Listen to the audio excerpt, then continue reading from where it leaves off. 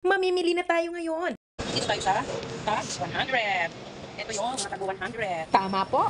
Tag-100 ang bawat bag na yan. May nagbigay ng 1,000 sa atin at ito ang ating bibilhin. Makakabili tayo ng 10 piraso na bagong bag. Siya nga pala, bakit siya mura? Dahil ito ay mga mall pull out. Dito naman tayo sa mga school supplies. Meron tayong bilihan dito na wholesale. Kaya nabili rin natin ng mas mura. 2,995 ang lahat. Tayo ngayon sa bilihan ng school supply dito sa Marikina. No? They sell wholesale. Kaya dito tayo bumibili. Naibox na ang ating pinamili at ihahatid tayo sa sakayan. May kabigatan ang mga school supplies. Oras naman ngayon para ayusin ang mga ito upang ihanda sa oras ng pagkuha papunta sa outreach. Kaunting sakripisyo para tayo ay makatulong. Maaaring wala tayong sapat na salapi para magbigay, ngunit sa ganitong paraan, malaki ang ating maibibigay. Ayan ang ating mga bag na nabili kanina. Mga ano lang yan, pull out yan from the mall. Yung tag 100 pesos, kaya nakabili tayo ng 10 piraso na papamigay sa ating outreach. Salamat sa mga nag-donate.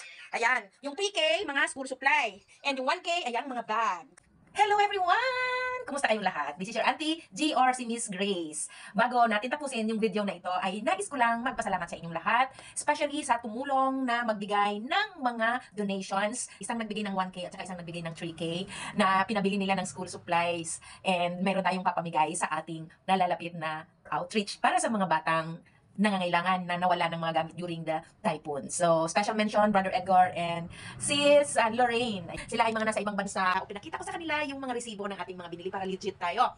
Ayan po yung mga school supplies and bags. Yung bag na brown, yung napapatungan niya, yan yung 10 pieces na bags na tago 100 na nabili natin. Mura siya, pero pwedeng-pwede mga mall pull out, kaya siya mura. Medyo maalikabok lang. At yung iba is mga new and old clothings na pwedeng-pwede pa siyang pakinabangan. So, shout out ko rin. Yung special mention natin, yung ating mga friends na nagbigay ng mga yan. Si Jo, thank you so much for the new shorts na ibinamigay mo and shirts. Mga bagong-bago pa talaga mga paninda ng ating kaibigan. And si Chato. And si Ate Margie, yung pinsan ko may binigay din na yung nasa last na plastic yon.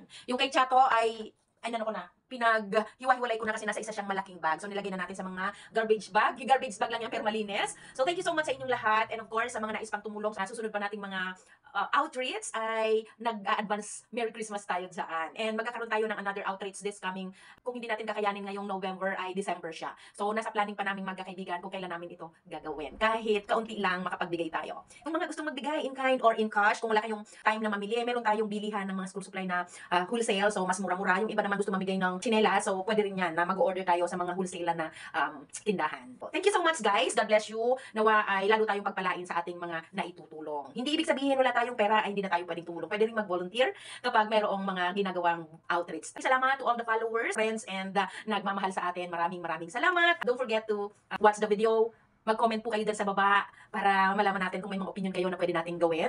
Mga suggestions, like the video. At huwag niyo kalimutang i-share para maraming makapanood nito at makatulong din sa atin. Thank you so much! Don't forget to follow Miss Grace or Mary Grace Pesa. God bless everyone! Don't forget to smile so that the whole world will smile with us!